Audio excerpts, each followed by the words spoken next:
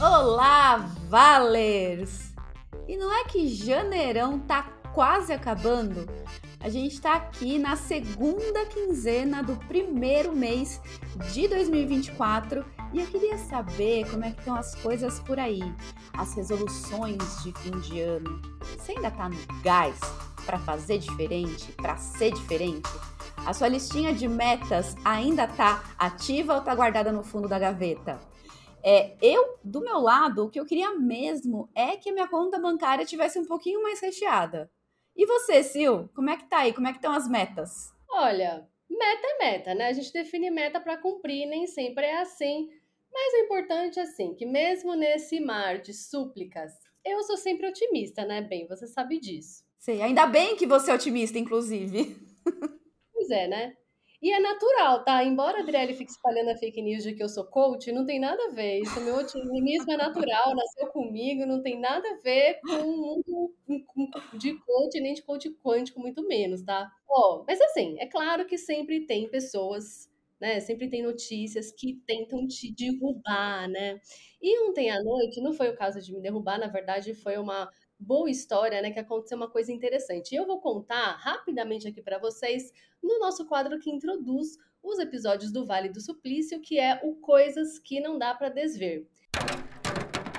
Eu estava muito bem navegando sem rumo pela internet, navegando, olha, tendo uma dica aqui do que vem por aí no episódio de hoje, e Nikiki me dou de cara com a Cidadania for You, que eu não conhecia, não sei se você conhecia, mas é uma startup de Brasília. Ela é muito bem avaliada pelos clientes, quem já usou, e ela simplifica o que parecia insimplificável. Ela tira a sua cidadania italiana sem burocracia. Olha só. Eles dizem que eles fazem isso com inteligência artificial e também um time aí de especialistas, de programadores, advogados, engenheiros.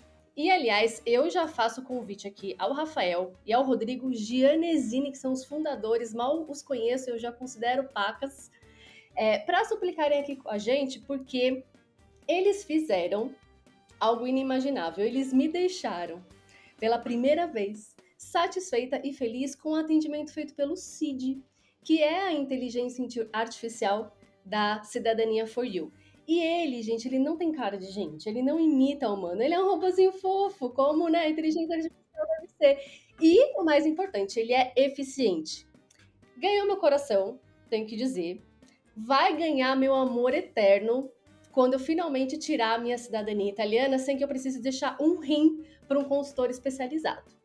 Mas eu quero ver você também, Adriele, o que não deu para desver nesses últimos dias. Olha, só queria começar falando que isso não é um publi, tá? Nós não recebemos patrocínio do Cidadania for You. Seria ótimo se quisessem nos patrocinar, inclusive, né? Então, Pode, não tem nenhum problema. E como a Zil falou, ela é otimista e eu sou da outra ala, eu fico mais no desespero. Então, o que eu não consegui desver nessa semana, que eu vou trazer para vocês, é um vídeo, assim, maravilhoso e óbvio e contém ironia, do TikTok contando como abrir uma startup em um intervalo X de tempo e sem ajuda, ó, de ninguém. Nesse vídeo, que deve ter o quê? 60 segundos? 90? A pessoa falou sobre escolha de nome, sobre problema para resolver no mercado, sobre como criar um logo com inteligência artificial, sobre modelo de venda, se é pagamento por serviço, se é pagamento mensal, enfim. E tudo bem. E como criar landing page e site. Só faltou uma coisa, que eu fiquei bem observando. E o produto? Você não criou a startup, você criou o que envolve a startup. A startup nasce porque ela tem algo que faça sentido. Então, e o desenvolvimento de produto? E a demanda de negócio que você realmente está atendendo? Como é que vai ser essa entrega? Qual que é o seu diferencial? Olha, eu sou do tipo que acredita que a simplicidade é a maior sofisticação, mas me esquenta, me ferve a bile quando uma pessoa usa o simplório para vender, para se projetar e para falar que é um salvador da pátria. eu já queria trazer para esse assunto o nosso convidado de hoje, que é o Jefferson Oliveira, que criou a sua própria startup. Não sei se foi em 30 dias, não sei se fez o logo com IA, mas eu sei que ele resolveu um problema aí de negócio que existia. A startup dele é a Navegan. E aí, Jefferson, você concorda comigo? Seja muito bem-vindo ao Vale do Suplício. Olá, pessoal, tudo bem? Obrigado aí pelo convite. É um prazer falar um pouco da nossa startup. É assim, não foi em 30 dias, tá? Mas realmente tem condições de fazer sim. Diversas IAs realmente estão nos ajudando bastante, mas quando a gente iniciamos nosso projeto em 2018, foi realmente ali na munheca, como a gente fala, no dia a dia, indo para o campo, conversando, mas acredito que foi uma experiência também única que eu acho que todo empreendedor deveria passar. Jefferson, é muito bom ter você aqui com a gente. E me conta uma coisa: você nasceu no estado do Amazonas, né? Isso, Em- Silvio, eu sou 100% amazonense, né, da gema, como a gente fala aqui. de Manaus. Manaus, Manaus. Na verdade, eu tenho uma mistura, né? Meu pai é acriano e minha mãe é amazonense, né? Mas sempre vivi no estado do Amazonas, sempre vivi em Manaus, né? Então, assim, a gente realmente é amazonense em 100%. E me conta uma coisa: nesse contexto todo que você nasceu, quando você era menino, o que que você queria ser da vida? Até meus 12 anos, eu queria ser piloto de corrida. Ai, que demais! Só que aí eu meio que peguei um trauma, né? Que eu presenciei um acidente, então assim, sabe, completamente, né, do meu radar. E desde aí eu sempre fui apaixonado por tecnologia, né? E praticamente dos meus 15 anos em diante, realmente eu tentei me formar para ser professor, né? Tanto é que eu comecei a lecionar muito cedo. Eu saí da faculdade e já vai praticamente 2 anos depois comecei a lecionar, né? Fez faculdade onde, Jefferson? Eu sou formado em ciência da computação e matemática, tá? Então, formei realmente aqui em Manaus, na época no CIESA, que é uma universidade aqui do nosso estado, né? 2 anos depois eu já estava lecionando, que era uma paixão realmente que eu tinha, né? Eu tinha uma grande admiração por todos os meus professores, então fez com que isso criasse também uma expectativa de ser professor e conseguir, né? Só que, não falando mal de professor, algo do tipo, mas assim, não dá muito dinheiro. É uma pena, né? É uma pena. Mas, assim, esse foi um dos meus grandes sonhos realizados, né? E desde 2015, praticamente, que eu comecei a empreender realmente, tá? Não ainda no conceito de startup, mas o empreendedorismo tradicional, imagine só, formado em computação e matemática, simplesmente abandonei tudo e fui abrir uma padaria. Nada a ver com o meu segmento, né? E o mais legal, né? Eu precisava bolar um nome para minha padaria, né? Aí a gente abriu uma enquete entre uns amigos meus da área da computação até e colocaram o Príncipe do Pão em minha homenagem. Eles falaram, mas de príncipe não tinha nada. Acho que podia ser byte, né? Para brincar com os Pode bytes ser, e com a mordida em inglês. Olha só. sim, Fica aí de verdade, ó, dica legal. Assim. para o próximo cientista da computação que for abrir uma padaria. Não, e o legal é que é uma experiência muito boa, tá? Eu aprendi a fazer todo tipo de pão, eu fiquei empreendendo com ela quase 1 ano e meio, né? Então, assim, foi uma experiência muito interessante, só que foi um empreendedorismo, vamos dizer assim, que um pouco tradicional, né? Seguindo todas as cartilhas que já tem pré-determinado. E chegou um momento em que realmente eu fiquei um pouco, não insatisfeito, mas um pouco cansado, porque padaria tu tem um grande problema, tu não dorme, tá? E é de domingo a domingo, você está preocupado se o pão vai fermentar no outro dia, se tem um aumento de temperatura ou diminui muito a temperatura, você tem que ir lá para a padaria para ligar às vezes o forno, porque senão ele não vai fermentar corretamente o pão. Então, assim, tem toda uma problemática, né, que se envolvia, né, que até ali 2014, 15, né? Hoje não, hoje o pão é congelado, você vai lá e tira, tem um processo de fermentação muito mais rápido, então assim, melhorou muito agora o processo de panificação. Eu sei porque eu tenho alguns amigos ainda que eu converso, né? E eles falam, cara, agora tá muito rápido, tá muito fácil, então assim, melhorou muito. Não, imagina você ter insônia, gente, porque você tá pensando no pão que tá fermentando. Eu cansei de acordar 2, 3 horas e ir para a padaria chovendo, justamente porque diminuía a temperatura. Então, realmente tinha que ir para lá, dormir ali do lado do forno, para poder aumentar a temperatura. Eu já fiz muito isso, muito, muito mesmo, Isso que é né? empreendedorismo. Nossa, a gente não esperava por essa, né? Que maravilhoso, adorei essa história. Até hoje eu tenho um domínio dela, né? E tenho até a página do Facebook também, Príncipe do Pão. Muito bom. Os súditos mal sabem o que o príncipe do pão teve que fazer para o pão sair às 5 da manhã, né? Retomando lá o que eu falei antes sobre simplicidade ser a maior sofisticação, eu acho que dá para encaixar muito bem a Navegan nessa máxima, né? Porque vocês funcionam, pelo que eu entendi, como uma espécie de Uber do transporte fluvial. Então, vocês concentram as informações sobre disponibilidade da embarcação, para quem não sabe, que está conhecendo você agora, então eles identificam a disponibilidade nas embarcações, eles concentram isso em uma plataforma e vendem os tickets de forma online. Então, não tem barco, não tem necessidade de presença no porto, né? É uma plataforma de tecnologia. E estudando a história da startup, eu vi que ela nasceu de uma necessidade sua, né? Você procurou informações sobre transporte marítimo para uma viagem para o interior do Amazonas, não encontrou online e viu que tinha uma oportunidade aí de negócio. O que eu queria te perguntar é menos como surgiu a ideia, porque isso você já falou muitas vezes, mas como você tirou ela do papel. Porque você tinha carreira acadêmica, eu não sabia que você tinha já empreendido, que você era o príncipe do pão, tô sabendo agora, inclusive, olá, realeza. Mas eu sei, né, que eu sou uma pessoa com muitas ideias, que a gente pode ter muitas boas ideias em muitos momentos da nossa vida, mas nem por isso elas viram um negócio. E no seu caso, virou de uma forma que revolucionou a sua vida de uma área que não tinha nada a ver com a sua, exceto pelo fato de ser de tecnologia.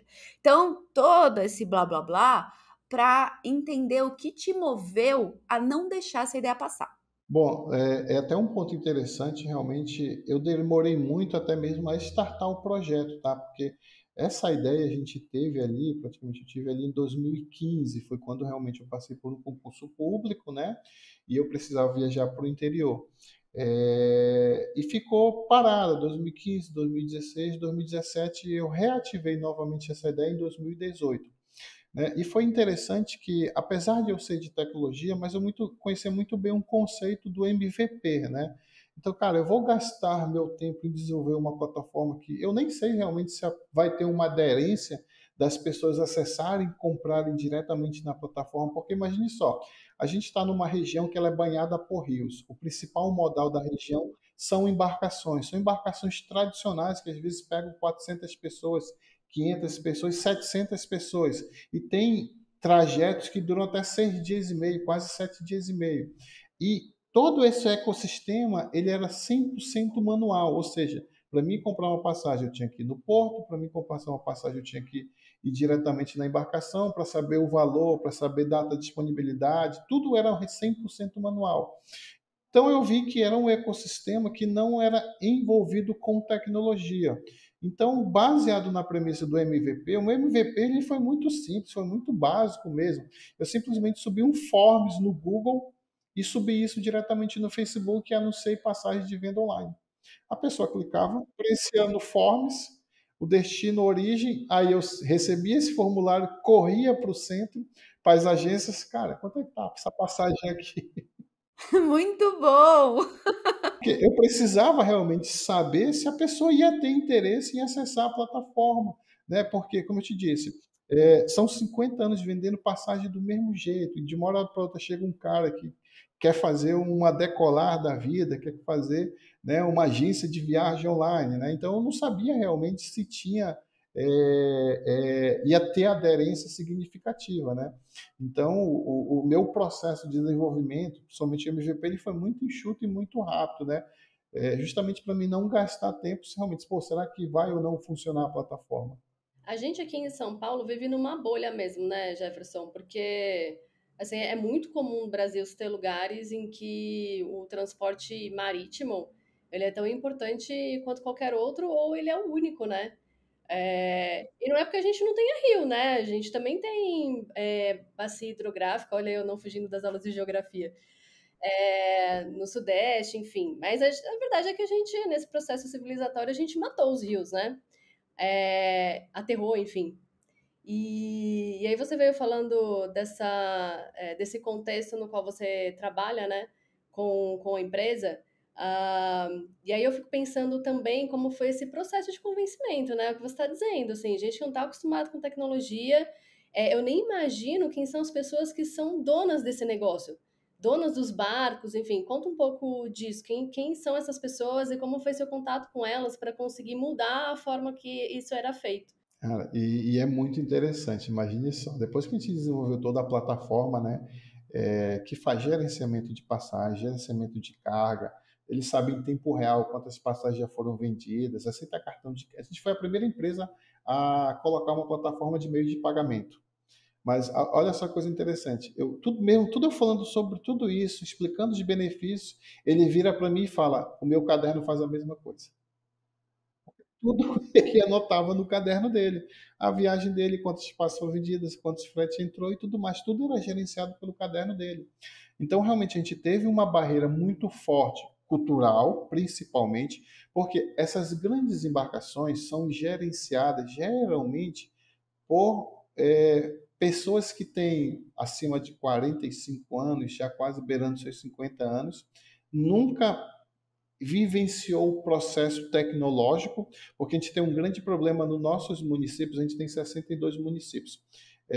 Pós-Covid, a gente teve uma aceleração muito significativa de digitalização, mas antes disso, tinha comunidades que a internet quase não funcionava, só funcionava o envio de SMS. Então, a gente ainda tinha esse grande problema de conectividade na região.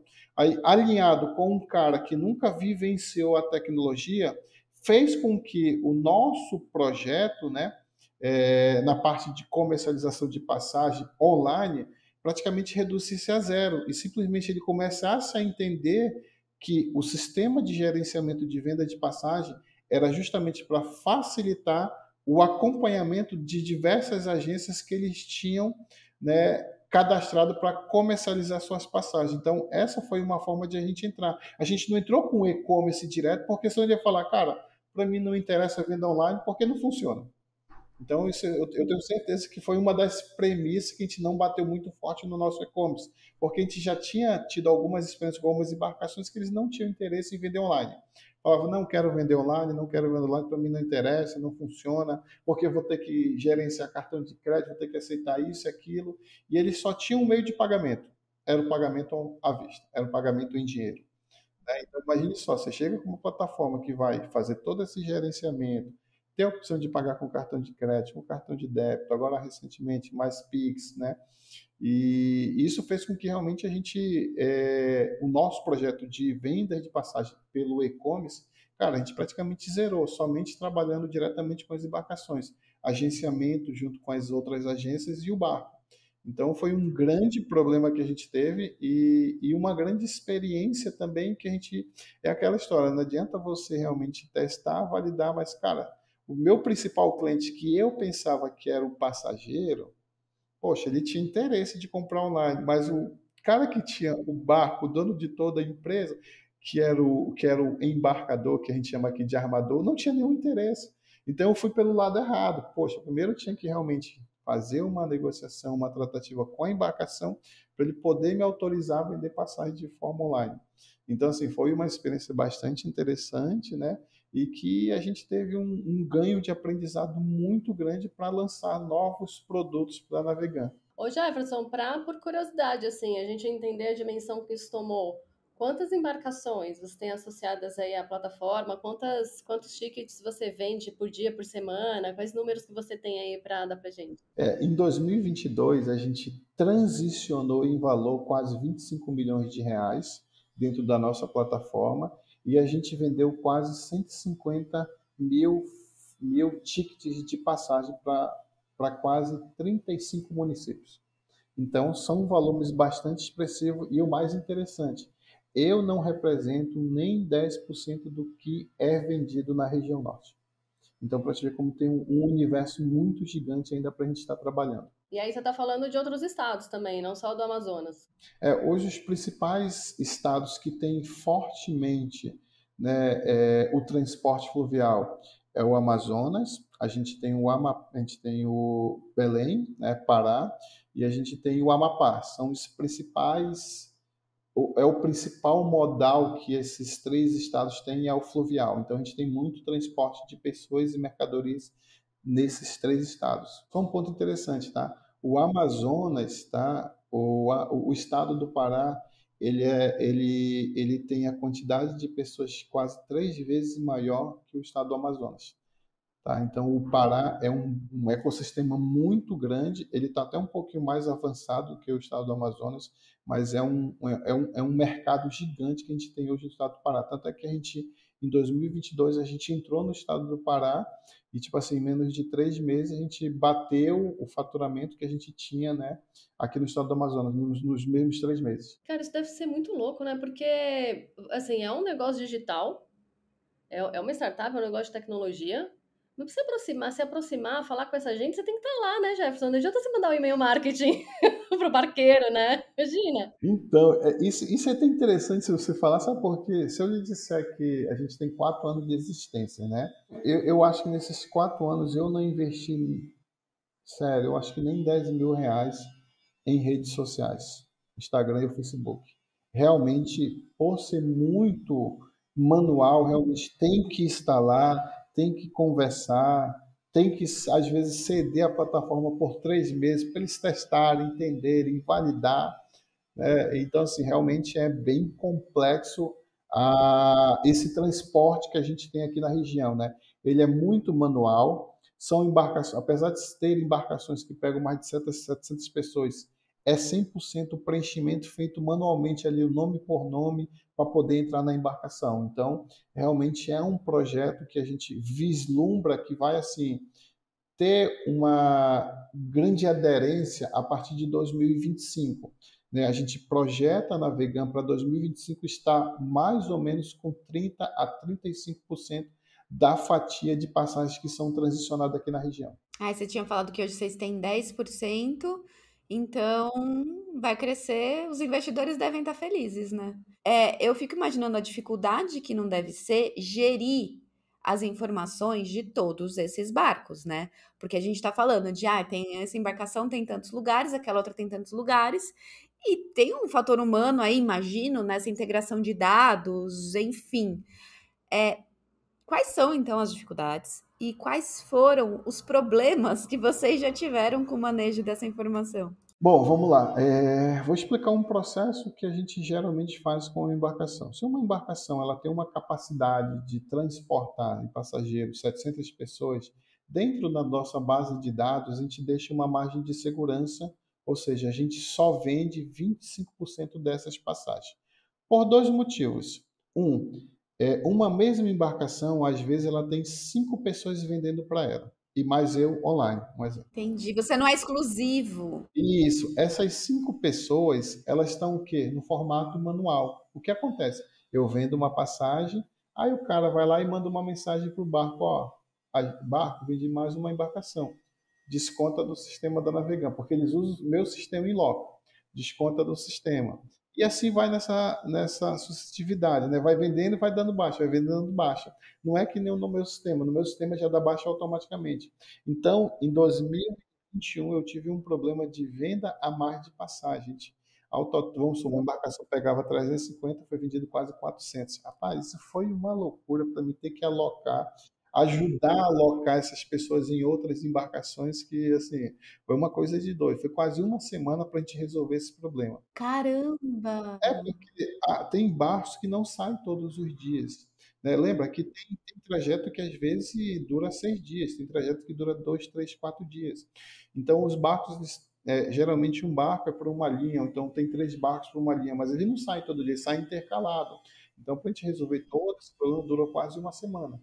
Né? Justamente como eu disse, pela falta de conectividade e falta de digitalização desse projeto. Né? Então, a gente teve esse grande problema, mas conseguimos resolver, não sofremos uma penalização das embarcações, né? A gente teve somente a experiência ruim, vamos dizer, do cliente, né? Mas aí é um processo de amadurecimento, né? E fez com que a gente fizesse isso. Então, hoje a gente, com as empresas que a gente tem negociação, a gente só vende 25%. Aí cria a melhor prática, né? Porque aí faz com que eu não tenha um overbook dentro da embarcação e quando eu atinjo essa meta, eu entro em contato com a embarcação e visualizo quantos por cento ainda tem que ele pode me disponibilizar. Mas isso vai futuramente se resolver, né, quando todas as agências estiverem dentro da nossa plataforma, porque a gente cria um ecossistema de tudo, né? Eu faço com que aquela agência que não utiliza, ela possa utilizar a minha plataforma e faz com que eu consiga visualizar tudo que está sendo comercializado. Aí um ponto bem interessante é que eu consigo realmente dimensionar e ver a quantidade real de passageiros hoje que são transportados na região norte. Porque hoje, como eu te falei, isso é tudo manual, né? Nem a própria ANTAC, que é o órgão que fiscaliza, que é o regulador do transporte, tem a dimensão do que é transportado aqui na região norte. Bom, e agora voltando a falar do investidor, na pesquisa eu vi que vocês já receberam alguns aportes, né? Primeiro, quase R$ 1,5 milhão até 2021 para aceleração, e mais recentemente, em 2022, veio R$ 1,5 milhão da Berta Capital e da Federação das Indústrias do Estado do Amazonas, né? Então, e eu fico imaginando, Jefferson, que assim, Manaus não é um polo de inovação reconhecido hoje no Brasil, né? A gente tem lá Belo Horizonte, São Paulo, Campinas, Recife, Florianópolis. É, então, eu imagino que essas primeiras pedras mesmo do empreendedorismo que você e os seus dois sócios tiveram que quebrar, não foram muito mais, exigiram muito mais força do que se você tivesse aqui perto dos bancos, né? Estivesse na Faria Lima. Então, como vocês foram recebidos pelos investidores? Quais dificuldades vocês tiveram? E até preconceitos por não estarem num polo e estarem com um produto que é tão diferente, né? Do que já tinha sido criado até então. Isso é um ponto bastante interessante, porque realmente o ecossistema da região norte é muito, muito novo mesmo. Segundo a Associação Brasileira de Startup, a gente tem apenas 4% das startups que tem hoje, vamos dizer, no Brasil, né? Então, realmente é um polo muito novo, é um polo, o ecossistema do Amazonas, da região norte do Brasil, é um ecossistema que tem muito a crescer, e o que você citou, realmente a gente tem bastante dificuldades. Eu mesmo, né, tenho dificuldade em alguns termos técnicos que são utilizados muito em São Paulo. Outro dia eu estava em São Paulo e tem alguns termos técnicos que eles só utilizam lá, que para eles é normal e para a gente não. Então, realmente, o ecossistema ele é muito jovem aqui na região.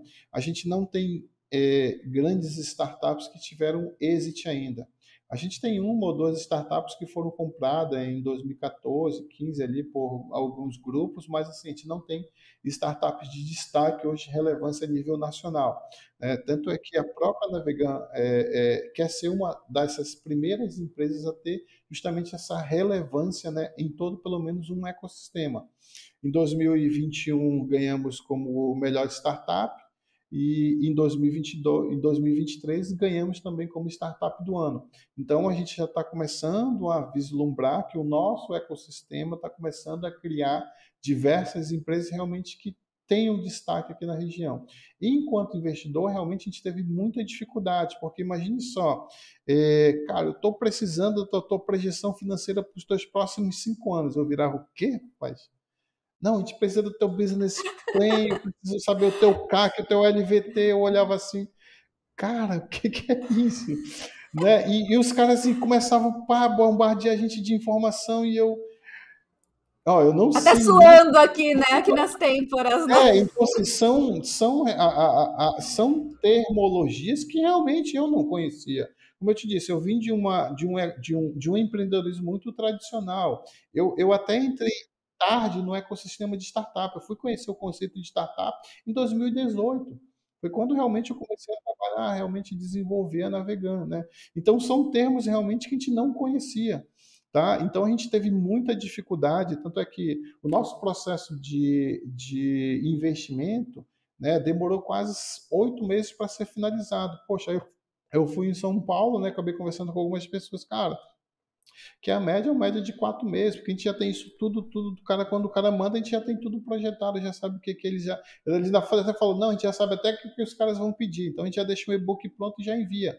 Então é totalmente diferente, né? Lá, como eu falei, São Paulo realmente tá bem elevado, né? A gente tem um ecossistema muito novo que está num processo de aprendizado, mas realmente foi um processo que a gente teve de muita dificuldade de entender como é que funciona o ecossistema de investimento, principalmente, apesar de a gente já ter pego alguns investimentos, mas foi o primeiro investimento que a gente pega de um fundo que está em São Paulo, que está gerenciando o fundo aqui da região. Mas é uma outra pegada com os caras, é totalmente diferente. Cara, a reunião é papum, é isso e aquilo, é pá, me apresenta, pô. Então é muito diferente. Então a gente sentiu muita dificuldade e está começando a entender como é que funciona realmente, né, um processo de captação, né, com fundos de investimentos mais agressivo, vamos dizer assim, né? Porque aí a gente ainda, a gente ainda tem um ponto interessante, né? Tem alguns estudos aqui que uma startup para ter um crescimento bem significativo aqui na região norte demora 5 anos, enquanto em São Paulo 2, 3 anos eles já estão escalando bem significativamente. Aí me procura um fundo que fala, olha, eu vou investir em ti, mas daqui a 5 anos eu quero um exit. Eu falei, o quê? Não dá, é totalmente diferente o ecossistema daqui. Tanto é que são pouquíssimas startups que têm investimento de um fundo de fora. Tá? São pouquíssimas. Eu posso contar, na palma de uma mão eu consigo contar. São poucas empresas justamente porque o amadurecimento é um pouco diferente das demais regiões. E eu acho que quando a gente fala de amadurecimento, é como se a gente colocasse que o nível correto é o nível de São Paulo. Só que a gente viu, né, não só no Brasil, mas também fora daqui, muitos casos de layoffs das startups, né? Que é um layoff? É você demitir gente porque você não atingiu aquilo que você tinha projetado. Então, não é porque sabe se projetar, colocar as coisas no Excel e fazer um belo PowerPoint, montar um book com todas as respostas às possíveis perguntas do investidores, que aquele negócio tá sólido e tá protegido e tá garantido. Eu acho que criou-se, acho não, tenho certeza, o Vale do Suplício nasceu por causa disso. Porque se criou uma aura de glória e superpoder em torno dos startupeiros, que isso é chato, cansativo e É uma mentira, grande é uma parte do mentira. Brasil não é. Exatamente. Só que o problema, só que assim, é fácil conseguir recursos aí, entendeu? A gente está longe, né? A gente está muito longe do ecossistema. Então, assim, ali, cara, tem aquele fundo, eu vou te indicar, tem aquele fundo, eu vou te indicar. Aqui não. Aqui são poucas startups. Cara, como é que eu vou acessar um fundo que fica em São Paulo? Como é que eu vou, poxa, eu vou bater lá, não consigo bater na porta dele, nem vai me receber. Né? Então, assim, a São Paulo tem essa vantagem justamente, poxa, a gente está ali perto, só que teve toda essa problemática realmente. E é o interessante, a Navegan fez o inverso, a gente saiu de 4 funcionários em 2019, hoje a gente tem 26 funcionários, todos CLTs. Isso, que é o ritmo diferente, que era isso que eu queria abordar contigo. A gente até fez na segunda temporada do Vale, no ano passado, uma entrevista com a Karine Oliveira, que é fundadora da Wakanda Educação Empreendedora, e ela falou exatamente sobre isso, essa coisa das terminologias e tal, como isso é usado, né, para criar um clubinho fechado e não disseminar o que a gente precisa disseminar, que é o conhecimento, disseminar a possibilidade de todas as regiões do Brasil terem centros de inovação, crescerem, porque não importa o nome que você usa, a terminologia, o que importa é o resultado de negócio. Então, mesmo assim, eu entendo que você precisou vir para São Paulo para ir atrás do dinheiro, porque infelizmente a gente ainda está nesse cenário de concentração de renda, mas o que você identifica já hoje da sua experiência que escolas internacionais, ou até o que é falado aqui em São Paulo, no Sudeste e Sul, não funcionam para iniciativas no Amazonas, para o empreendedorismo de impacto e empreendedorismo de startup no Amazonas? Hoje, se a gente faz um mapeamento de startups que a gente tem aqui, eu tenho certeza que mais de 60% hoje estão trabalhando no formato de impacto. Então, imagine só, o investidor, o que ele quer? Bem real, bem transparente. Cara, o investidor ele vai botar grana em ti, mas, cara, daqui a X anos eu quero minha grana de volta e valendo 3, 4 vezes mais. Essa é a realidade hoje de qualquer investidor. Já o investidor de impacto, ele não está só preocupado com o retorno. Ele vai retornar, claro, mas ele quer saber realmente qual é o benefício que sua empresa está trazendo para aquela determinada comunidade. Então, os fundos de investimentos concentrados, né, em São Paulo, nas demais regiões, eles não conseguem entender ainda, né, o conceito realmente do que é o impacto. Então, imagine só, um aumento de renda para uma determinada comunidade. Poxa, com a minha tecnologia, aquela agência sai de vender, um exemplo, 100 passagens por mês para vender 1.000 passagens por mês. Então, eu estou trazendo renda para ela. Só que o meu custo para isso demora-se muito, né? Então, eles não conseguem entender isso. Tanto é que a gente conversou com diversos investidores, explicamos o nosso conceito, o que realmente é a Navegan, né? E eles não conseguem, poxa, não é minha tese de investimento. Eles falam, não tenho interesse nisso.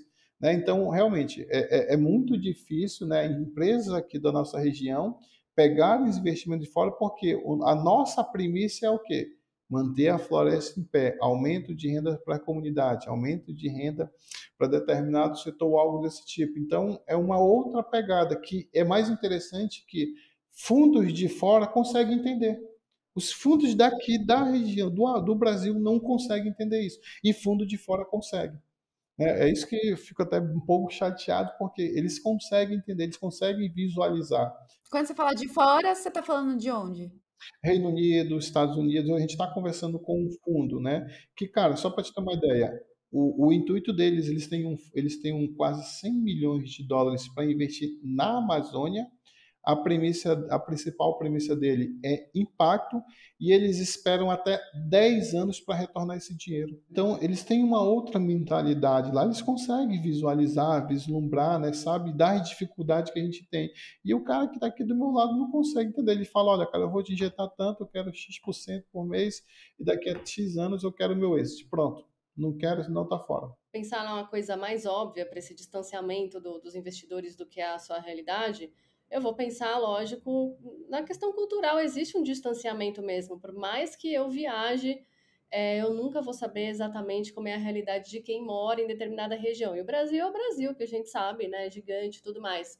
Mas você colocaria aí na mesa outras razões para que esse mundo dos investimentos ele esteja tão desconectado, né, até em comparação com outros países, como você colocou, por que você acha assim que tem, de onde vem, né, essa falta de conexão e ou talvez falta de vontade mesmo de olhar para outros critérios de resultado e outros meios que não sejam esses de mais agressividade mesmo, de mais curto prazo, que é esse mundo tradicional aí dos investimentos? Eu acho que você citou até um ponto interessante, realmente, às vezes é até má vontade, né? E principalmente, né, eu sempre falo que muita gente fala sobre a Amazônia sem ter pisado aqui no Amazonas. Né? Esse é um dos meus grandes, assim, que faz com que eu fique bastante chateado, é justamente isso. O cara está falando da Amazônia, nunca pisou o pé na Amazônia, está lá no seu escritório, sentadinho lá no ar-condicionado. Né? Cara, a quantidade que eu vejo de gente falando, né, nas redes sociais, a Amazônia está queimando, a Amazônia está... Nunca veio aqui para entender realmente como é que funciona. Ah, eu tenho municípios que durante a seca de 2023, né, não chegava nenhum alimento, não chegava nenhum produto. Cara, hoje a gente faz a logística desses 62 municípios. Durante a seca de 2023, eu fazia chegar produtos, né, através de embarcações que precisam fazer, às vezes, 3, 4 transbordos, ou seja, tira de um barco, coloca no outro, coloca no menor, até chegar numa catraia para chegar lá no destino final. Mas chegava. Então, a pessoa que está falando, Amazônia, isso e aquilo, realmente não consegue entender. Então, hoje, essas informações, a realidade, não chega realmente nesses fundos de investimento. Eles não conseguem entender como é que funciona isso. Então, assim, eu acho que o grande problema é a desinformação, né? Ou seja, ou a informação que está chegando atravessada até algumas pessoas, até alguns fundos de investimento. Eu vou dar um exemplo. Em 2020, quando eu mostrei para um investidor, cara, olha como é que funciona a realidade aqui do transporte de pessoas. A gente fez diversos vídeos, né, dentro de algumas embarcações, ele olhava assim, ficou, Cara, eu nunca imaginava que funcionava assim. E quando eu fui começar a falar sobre números, sobre valores, ele disse: Caracas, é um mercado que a gente conhece, nunca visualizou isso, né? Então, realmente, eu acho que um olhar um pouco mais crítico, conhecer um pouco mais da região, vir realmente logo aqui entender a capacidade de desenvolvimento, a capacidade tecnológica que a região norte tem, eu acho que faria com que a gente conseguisse desenvolver cada vez mais empresas de base tecnológica aqui. Só para te ter uma ideia, o Amazonas tem uma universidade que é a UFAM, que, que hoje é excelência no curso de computação. É a universidade que tem a nota 1 no MEC. Então a gente tem um polo de tecnologia muito, muito grande aqui. A gente exporta desenvolvedores.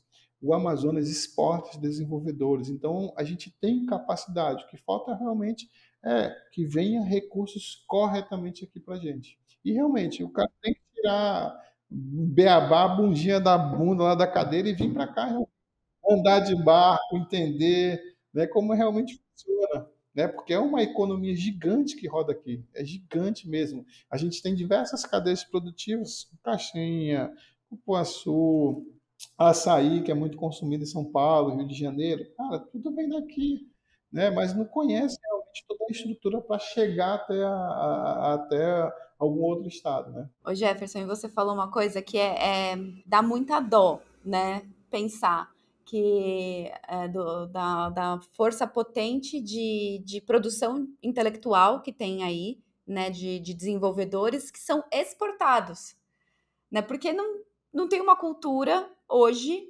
nacional, né? Um plano para levar essa inovação e manter essa inovação no estado, né? Então é uma coisa que realmente precisa mudar e, cara, muito legal tudo isso que você falou pra gente. Só para te entender o quanto é interessante isso, né? A quantidade de programadores que a gente tem aqui. Tá, teve uma empresa bastante famosa, que é a Melius. Cara, ela montou todo o time dela aqui, justamente porque ela não achava em lugar nenhum. Ela montou toda a base de desenvolvimento aqui no estado do Amazonas, né? Ao total, eles chegaram a ter quase 80 programadores, tudo local daqui, né? Então, para te ver como a gente consegue ter uma grande quantidade de desenvolvedores aqui na região. E muito, como eu falei, hoje estamos trabalhando para fora, porque não tem oportunidade aqui, justamente, né? Hoje não tem mais espaço para esses programadores, porque a gente hoje realmente está exportando. É incrível, né? E aqui no Sudeste as empresas se estapeando, né, em busca de desenvolvedor. Assim, eu aprendi imensamente com você, Jefferson, e tem muito mais a aprender sobre tudo que você está falando, mas eu quero saber mais sobre o que você também aprendeu aí na sua trajetória, e mais do que você aprendeu, o que você desaprendeu com um exemplo. Desaprendendo com o exemplo, porque errar é humano. Já repetir o erro. Bora lá, Jefferson. Começando por os primeiros dias do empreendedorismo, o que eu faria diferente? Contrataria pessoas chaves com mais experiência. No trato com o cliente, na relação com seus clientes, o que você desejaria não viver de novo? Eu não cederia tanto tempo à degustação do nosso sistema, porque às vezes a gente dava o sistema, em vez de testar um mês, a gente testava 2, 3, 4 meses, aí a partir daí que a gente começava a cobrar. Então, eu, querendo ou não, estava perdendo dinheiro. Aí virava quase um uso capião, né? Você não pode nem, nem pedir de volta. Correto. Na relação com investidores, para que eu me prepararia melhor? Bom, eu acho que o grande diferencial que todo investidor quer ter é saber realmente na ponta da língua quais são os seus números, quais são os seus clientes e o que você almeja com esse investimento que você vai receber. Eu acho que são três assim frases que realmente você tem que ter na ponta da língua para que realmente o investidor compre a sua ideia. Dicas valiosíssimas, espero que você que esteja ouvindo a gente aprenda com elas. Se não aprender também, enfim, né? Boa sorte por aí, né? Para cometer os seus próprios erros, também faz parte, né, Jefferson? Se o conselho resolvesse todos os nossos problemas, nos impedissem de cometer erros, acho que a gente viveria, não sei, no céu, né? Num lugar irreal, né? Sim, é verdade. E eu queria também falar um pouquinho, ó. A gente tem muito termo que a gente utiliza de unicórnio, unicórnio, né? A Navegan, ela quer ser um botocórnio, tá? Ah, amei! Aí deixa eu entender, só para contextualizar o que que é o conceito do botocórnio. Isso, eu O ia te boto, perguntar. ele não dorme, né? Ele não dorme. Ele consegue desligar o cérebro dele. 50% fica dormindo e o outro 50% fica funcionando, né? Então, hoje, empreender é muito difícil. Empreender na Amazônia é mais difícil ainda. Então, por isso que a gente almeja ser um botocórnio. É um olho fechado e um olho aberto, né? Ó, Jefferson, depois dessa história, acho que assim, a gente encerra com chave de ouro esse episódio do Vale do Suplício. Eu só tenho que te agradecer, cara, porque olha, foi uma das melhores conversas acho que a gente teve por aqui. E, de novo, aprendi muito e eu tenho certeza que você ensinou muito sobre Amazonas, sobre negócios, sobre muitas coisas importantes que a gente aqui no nosso mundinho do Sudeste está longe de entender e longe de ver. Então, obrigada por tudo isso. Nossa, total. E além de tudo, né, a gente não pode esquecer que ele é um príncipe. Então, muito obrigada, realeza, por estar com a gente. Foi demais mesmo. E você que está ouvindo a gente, se você gostou, curte, comenta lá nas nossas redes sociais. A gente está no Instagram, no LinkedIn, no TikTok. Se você quiser indicar alguém para vir aqui suplicar com a gente, rir com a gente e compartilhar aí suas experiências de bastidores com a gente, manda um e-mail para valedosuplício@agenciaessence com SE no final.com.br. Jefferson, mais uma vez, muito obrigada e até o próximo Vale. Até a próxima. Tchau, tchau, Adriane. Tchau, tchau, Silvia. Um abraço. Valeu!